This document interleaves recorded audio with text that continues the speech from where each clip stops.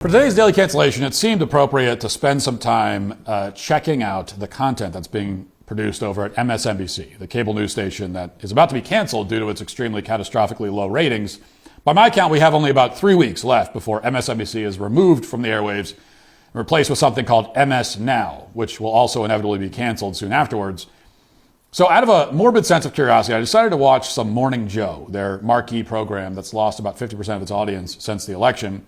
They're apparently less popular than CNN's morning program, which no one has ever even heard of.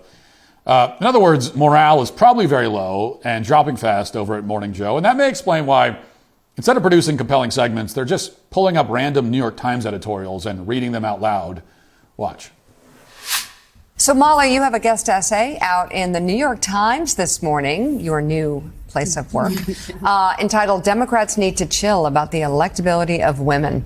You write in part, the specter of 2024 and the reign of Trump terror that has followed has Democrats on edge. Nowhere is this more apparent than in the governor's race in New Jersey. Representative Mikey Sherrill, the Democrats' great on paper centrist nominee, is ahead in the polls, but still being second-guessed. One of the biggest problems facing Mikey Sherrill's bid for governor may have nothing to do with Mikey Sherrill and everything to do with a certain pundit class miasma about the supposed unelectability of women. After all, this is a party that has run two super competent women for president on its ticket, and they both lost against Mr. Trump.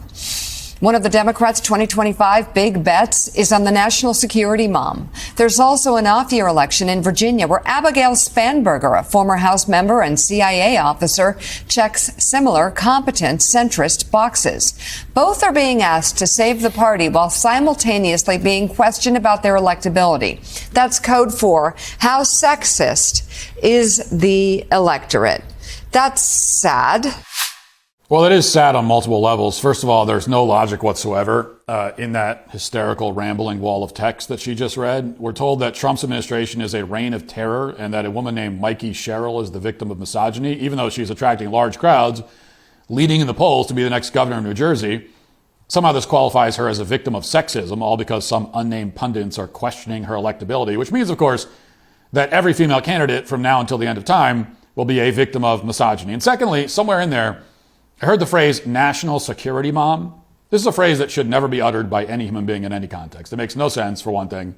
It's a phrase that's intended to empower and lend legitimacy to some of the dumbest women we've allowed to seize power in this country. That includes women like Nina Jankowicz, the buffoon who made songs about how the government should censor conservatives online.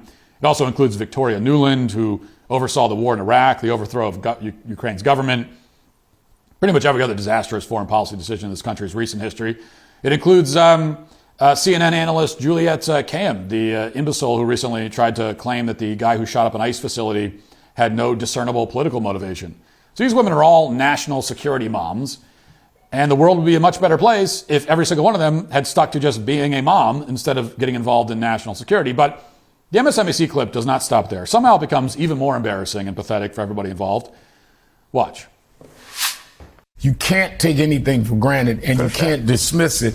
There is some misogyny that is in the electorate that needs to be confronted. It really is incredible when you have Abigail Spanberger, Mikey Sherrill, her background, all the different jobs that she has held in the military, and also like Alyssa Slotkin. I mean, my God, these women are incredible, and to them I would say fight, because we need them. We need them leading. And Mikey is like, she's doing a ton of interview. You know, when I talked to them, when I was in the car, you know, it was this car, she had gone from interview to interview to talk to, but you know, you still see the anxiety. Yeah, Sherrill did have a few missteps in her campaign, but she still has, as you say, about a 5 or 6 point lead per polling. Spanberger's lead in Virginia, a little bigger than that. But, you know, both still competitive races here heading into the last couple of weeks. But to Mika, to Molly's point, I mean, this is something that a lot of Democrats are grappling with right now. Is they've nominated women 2 of the last 3 elections for the presidency, lost both. There are some who say, well, we can't do that again. The stakes are too high. But of course, that does fall into the same misogynistic trap. Other countries have no problem electing women.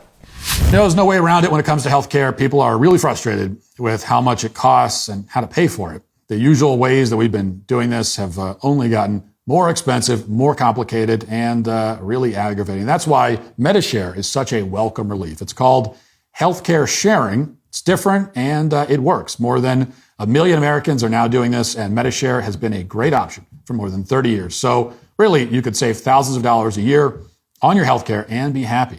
Imagine that. If you've heard about it and you want to know more, there are 2 easy options. Go to MediShare.com/Walsh. It's MediShare.com/Walsh, or just grab your phone and send a text. You'll get the info, which could really help you and your family out. Text the word Matt to 70246 to get the facts. Again, that's Matt to 70246, and you'll get the link. That's Matt, 70246. So they're blaming sexism for the fact that Abigail Spanberger, the Democrats' nominee for governor of Virginia, is struggling in the polls. And once again, there are about 10 different problems here. We'll start with the fact that, like Mikey Sherrill, Abigail Spanberger is not, in fact, struggling in the polls. She's ahead by a lot. According to most polls, she's up by 8 points. So they're just making that claim up out of thin air and presenting it as fact. Secondly, if Abigail Spanberger were actually down in the polls, it would make perfect sense. She's a horrible candidate. She was asked on stage during a debate to explain her support for Jay Jones, the Democrat who's running for Attorney General in Virginia, who sent several text messages talking about how badly he wants to see the children of conservative politicians get murdered. And in response, Abigail Spanberger just grinned like a sociopath. Watch. That's why I'm wondering why my opponent won't say beyond its abhorrent and disgusting, why she won't say it is not okay and that he must leave the race because Jay Jones advocated the murder, Abigail, the murder of a man, a former speaker, as well as his children who were 2 and 5 years old. You have little girls. What would it take him pulling the trigger? Is that what would do it? And then you would say he needs to get out of the race, Abigail? You have nothing to say? Abigail, what if he said it about your 3 children? Is that when you would say he should get out of the race, Abigail? You're running to be governor. Now, by itself, this should have tanked Spanberger in the polls. In a normal country, one where Democrats didn't want to murder every single one of their political opponents, Spanberger would be down by about 20 points after this. And of course, that video reveals yet another major problem with the MSNBC ladies' argument, which is that Abigail Spanberger is running against a woman. And not just any woman, but a black woman, as you can see right there. So how exactly are we supposed to shake our heads as we watch the Virginia's governor race and condemn America for being a sexist, misogynistic hellhole, which will never elect a woman, unlike all those other more sophisticated countries, when a woman is inevitably going to emerge as the winner of this election? How does it make any sense at all? Now, if MSNBC wasn't going to disappear in about 5 minutes, then maybe someone would have been awake enough to notice this fundamental flaw in the reasoning. But really, that's just being too optimistic. This is a perfect illustration of how effortlessly, how reflexively the identity-based victim card is still thrown around. Even after the last election, which you'd think would have been a pretty big wake-up call, this is still their go-to. Even when it makes no sense whatsoever. Blaming sexism in a race between 2 women, that's what they're doing. What's especially interesting about this particular segment is that it shows how the left doesn't even respect their own victim hierarchy. Because according to their hierarchy under normal circumstances, the black woman is above the white woman. No questions asked. They should be talking about how Winsome Sears is only trailing in the polls because she's black, and Virginia just isn't ready to support a strong, independent black woman.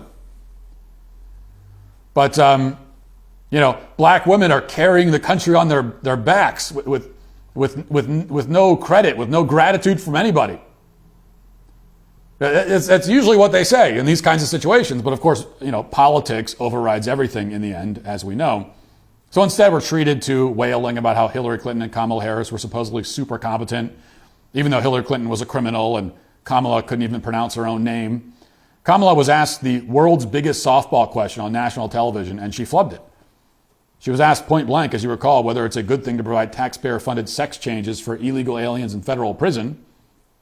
Anybody with political instincts whatsoever, anybody with an IQ higher than an amoeba, would say, no, we shouldn't do that. That sounds like a policy that's cooked up in a lab somewhere to be the worst policy idea ever proposed in the history of this country. Obviously, we shouldn't do that. But Kamala didn't say that. She told Bret Baier that whatever the law is, she would follow it. Too stupid to comprehend the idea of changing the law, just like she's too stupid to carry a friendly interview with CBS without heavy editing that bails her out. After watching this very dire segment on MSNBC, the only question that remains is whether the left could ever bring itself to play the sexism, racism card on behalf of a white male Democrat running against a black female Republican.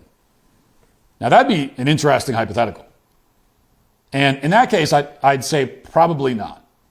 I don't think they're willing to go that far. Politics overrides everything on the left, except their deep and passionate hatred for white men. Some bridges are just too far to cross. MSNBC would rather die out completely and fade into nothingness than come out in defense of a white man in that scenario. And what do you know? In just a few weeks, that's exactly what's going to happen to MSNBC anyway.